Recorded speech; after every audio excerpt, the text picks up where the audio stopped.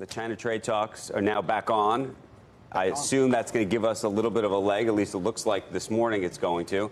How does that change the dynamic for you? Well, look, resisting export bans was the incremental news beyond restarting the talks with China. I assume that we're going to have friction again, probably with the European Union, which will bring this stuff all back again. But I think most importantly, this was set up to be a good year, a do-over year, because we had the very sharp valuation contraction last year. And the Federal Reserve is on a completely different track than it was last year. The economy is unfolding almost identical to their forecast last year, but instead of continuous tightening, it looks like we're set at least for a modest easing. Okay, I want to get to the Fed in 1 second, but Gene, on China, the one thing that I can't understand about all this is I imagine we will have a nice little bounce today, if not longer than that.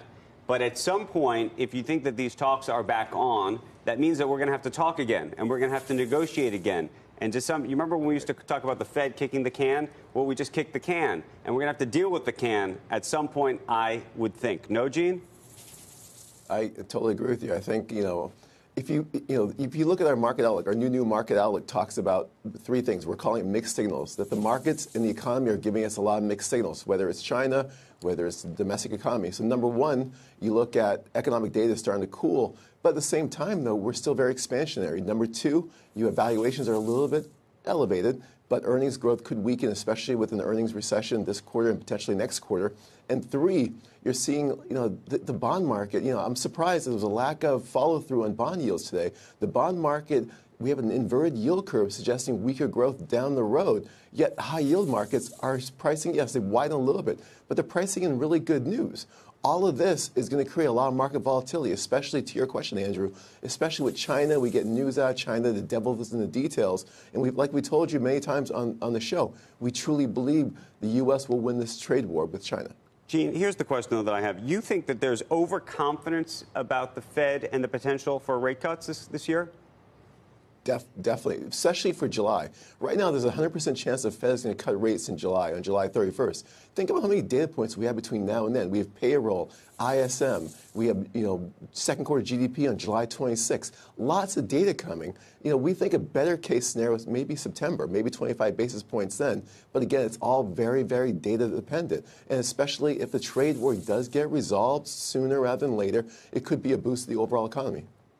And by the way, if we get a true truce with China, the Fed may not want to move as quickly, and therefore you have this sort of perverse: is good news bad news? Is bad news good news? Sure. No, I'll take good news. I mean, in the event that the economy finds some strengthening here, and our trade issues are put behind us, and the Federal Reserve then does not cut, I would certainly take that. And I think that we will see corporate earnings in the United States in the quarter just passed and the rest of the year rise some.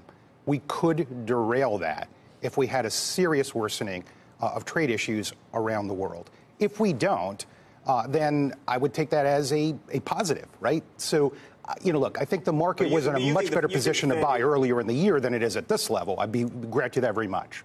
But you think the Fed is moving this next month? It is very hard, I think, for the Federal Reserve to have this much of an expectation of easing in the market, for Powell to have encouraged that so much at the last meeting and not follow through. It will damage financial markets. Depends on what happens Friday with the jobs report, though. I mean, if it's a strong jobs report, if it's 300,000, right? If it's just some number that tells you 75 was absurd, and you put all the other signs of a modest slowdown behind you, then it's possible that markets will price in nothing, the Fed does nothing. But that's it's improbable. Okay. If we get a strong Friday jobs report, the market may actually come down? I think if the number is very strong and you price out the Fed, you'll have a very different composition of the market. You'll see interest-sensitive stocks, defensives, really hit hard in that event. Okay. So just so we're clear, your call for the rest of the year, you think we're as high as we are going to be? I think that we'll make modest progress from here in shares. Gene? My number one prediction, my only guarantee for this year is volatility will increase.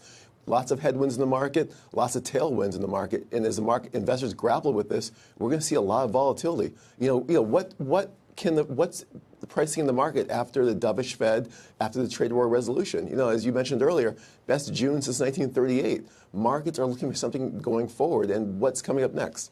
You know, we're watching. Expect a big increase in volatility.